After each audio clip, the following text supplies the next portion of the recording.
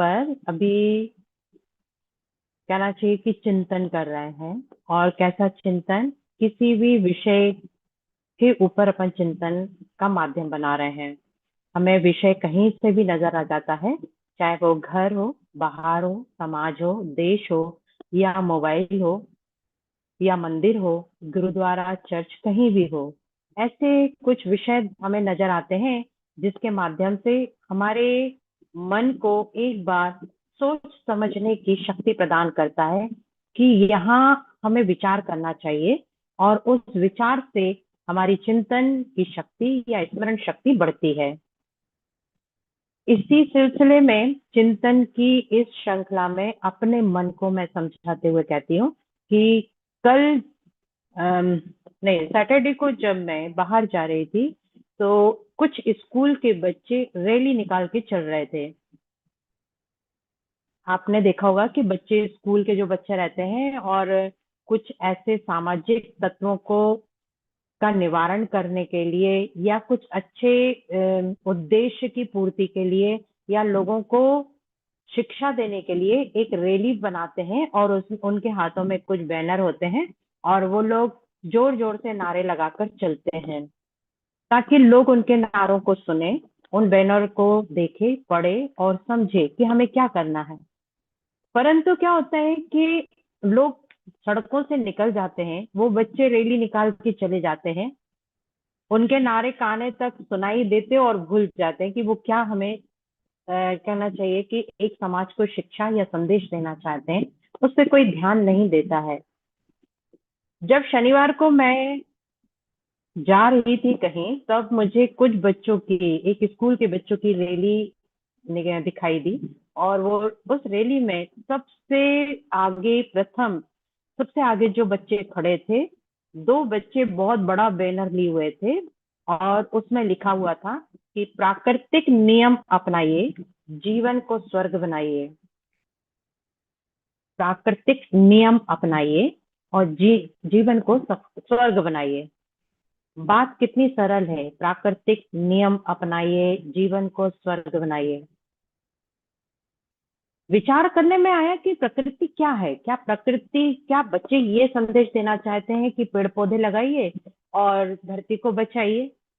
पेड़ पौधे लगाइए तो हमारा जीवन स्वर्ग जैसा बनेगा, क्योंकि आज ऑक्सीजन की कमी हो गई है, पेड़ पौधे नहीं है तो वर्षा भी ज्यादा नहीं होती हैगी, और पानी जो आजकल सब जगह भर जाता है थोड़ी सी ही बारिश में, उसका उसका एक मुख्य कारण पेड़ पौधे ना होना ही तो है। जो जड़ पेड़ पौधे में रहती, क्या कहना चाहिए, पेड़ पौधों की जड़ मिट्टी में रहती थी, और पानी बरसता था तो वो जड़ उन पानी को एग्जॉर्ब करती थी, यानी सोख लेती थी, और उसके माध्यम से पानी इतना बहाव नहीं होता था कि लोग उससे परेशान हो। आज इतने मकान बन चुके हैं, इतनी कॉलोनियां बनी है, लेकिन उसके निकलने की सुविधा कहीं नहीं है। इस कारण पानी भर जाता है। लेकिन फिर भी बच्चों के इस पॉइंट में मुझे चिंतन करने पे मजबूर किया। मुझे अच्छा लगा वो पॉइंट कि प्राकृतिक नियम अपनाइए, जीवन को स्वर्ग बनाइए। क्या है प्राकृतिक? क्या है प्रकृति? क्या समझे हम इसको? आध्यात्मिक जगत में कैसे समझें प्रकृति? मेरी दृष्टि से, मुझे जब मैंने विचार किया तो मुझे लगा कि प्रकृति का मतलब होता है इस भौतिक जगत में जो मनुष्य द्वारा नहीं बनाई गई है, वह प्रकृति है।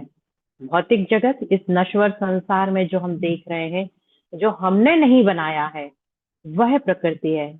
हमने नहीं बनाया, उस मनुष्य ने नहीं बनाया, वो मनुष्य के द्वारा क्या नहीं बनाया गया है?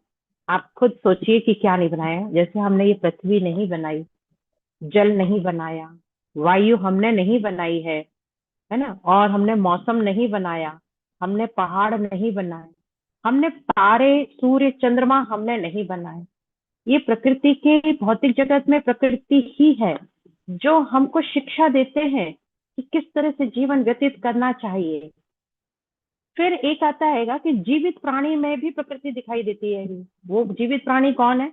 एक है पशु पक्षी जानवर, और एक मनुष्य जन।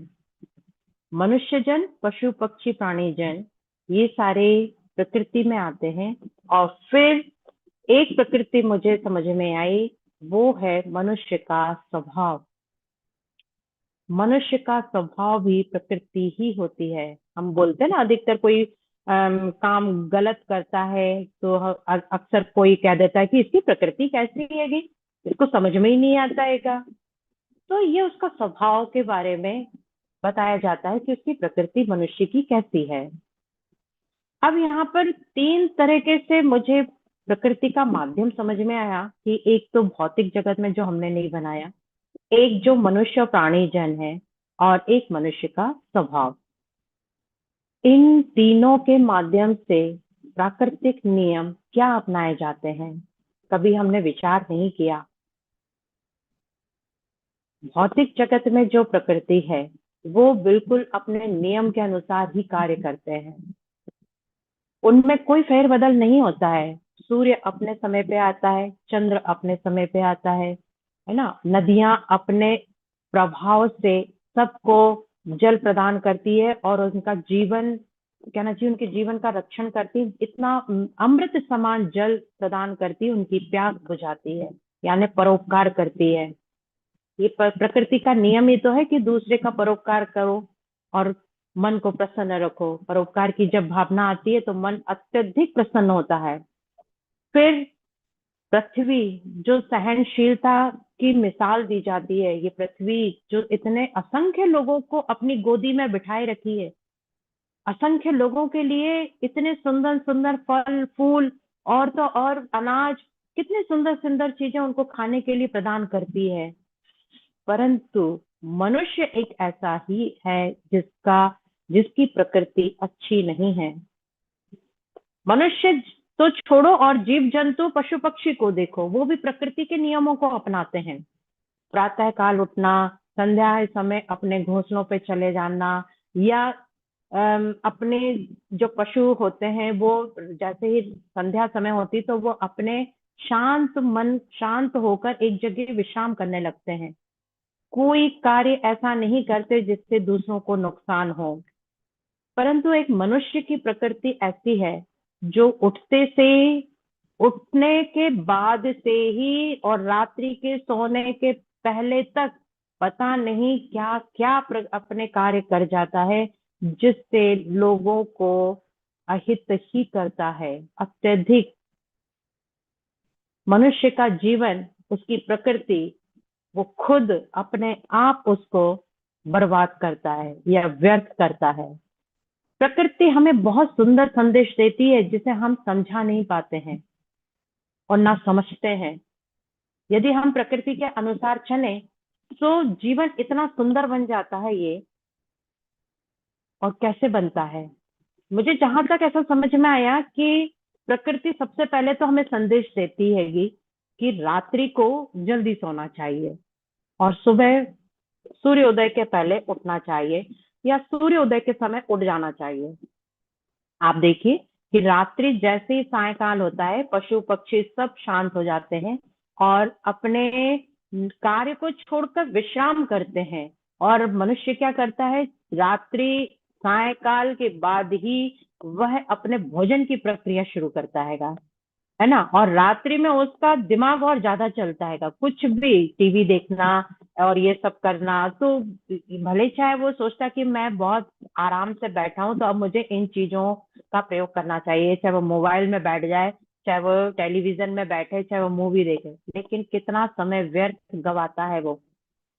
तो ऐसा ना करके यदि हम प्रकृति के नियम को अपनाए ना, कि रात्रि में हम जल्दी सोएं और सूर्य उदय के समय उठ जाएं, जिस तरह से पशु पक्षी उड़ जाते हैं, तो वैसा नियम यदि हर मनुष्य अपनाए तो उसका जीवन स्वर्ग बनता है। प्रातः काल जब सूर्य उदय होता है, उस सूर्य की लालिमा को देखकर जो मन प्रसन्न होता है, चिड़ियों के गानों को सुनकर जो मन प्रसन्न होता है, पशु पक्षियों की उछल कूद देखकर मन प्रसन्न होता है, यदि ऐसे दृश्य को मनुष्य प्रतिदिन देखे तो उसके मन में एक नई चेतना जागृत होती है, नई ऊर्जा का संचार होता है, और वो ऊर्जा आपके दिन भर काम करती है, इतना मन प्रसन्न होता है। तो मनुष्य यदि ऐसा जीवन अपनाए कि रात्रि जल्दी सोए और सुबह प्रातः काल सूर्योदय के समय उठ जाए, फिर दूसरा मुझे प्रकृति का नियम समझ में आता है कि प्रकृति कहती है कि व्यायाम करो, श्रम करो। व्यायाम करो, श्रम करो का मतलब है मेहनत करना चाहिए। आप कोई भी कार्य कर रहे हैं तो उसमें मेहनत करो, अपना 100% देने का प्रयास करो, जिससे आपका काम सफल हो।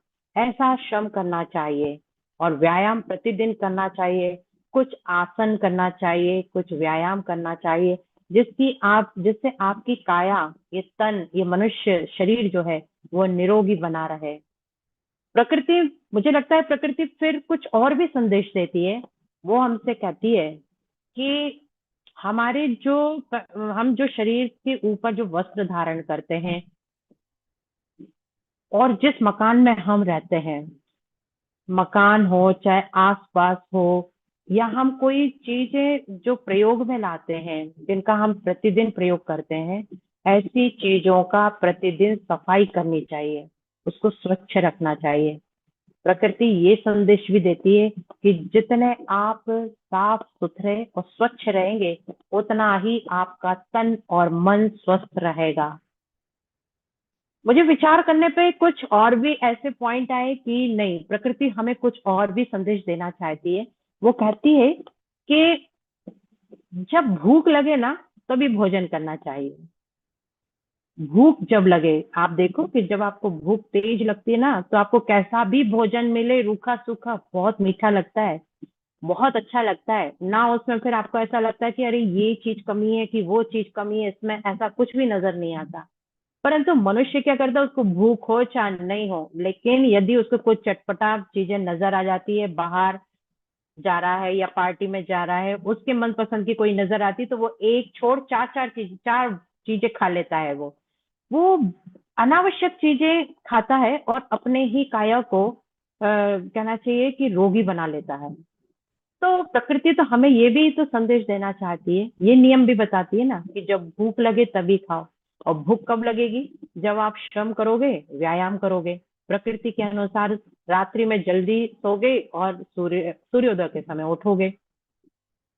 एक बात और मुझे कुछ समझ में आई कि प्रकृति का नियम मुझे ये भी समझाती है कि शरीर को नुकसान पहुंचाने वाले कभी भी ऐसे खाद्य पदार्थ नहीं खाना चाहिए। आजकल अनावश्यक चीजें, जो खाद्य पदार्थ हैं, खाने की चीजें हैं, बहुत सारी ऐसी हैं जो हमें नहीं खाना चाहिए, हमारे शरीर के लिए नुकसानदायक है, फिर भी खाते हैं लोग। बच्चे अधिकतर खाते हैं, बच्चों के आगे बड़े हार मान जाते हैं और उनको खिला देते हैं। तो ये प्रकृति के नियम के तो विरुद्ध ही है ना। हम नहीं समझते हैंगे, समझ रहे हैं और फिर भी खिलाते हैं। क्या है वो? जैसे आप सब जानते हैं कि जैसे मैगी है, नूडल्स है, बर्गर है, और पता नहीं चाइनीज है, बहुत सारे ऐसे भोजन है जो हमारे शरीर के लिए नुकसानदायक है। प्राकृतिक नियम के अनुसार नहीं है ये। प्रकृति हमें एक नियम और भी समझाती है कि हमेशा स्वच्छ विनोद करना चाहिए। स्वच्छ विनोद का मतलब है हंसी मजाक, ऐसा हंसी मजाक, ऐसी बातें सुनना चाहिए जिससे आपका मन हमेशा प्रसन्न रहे, आनंद में रहे।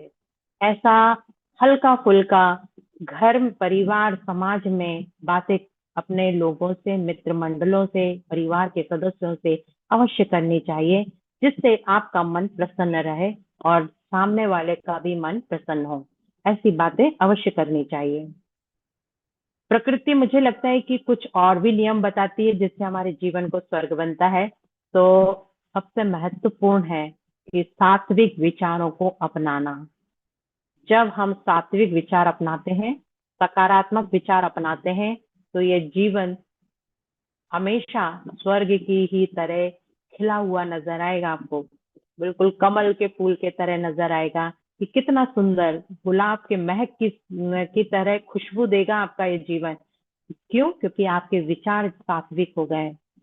अब प्रकृति कुछ और भी बताना चाहती है। प्रकृति कहती है कि हमेशा स्वच्छ वायु और जल का प्रयोग करना चाहिए।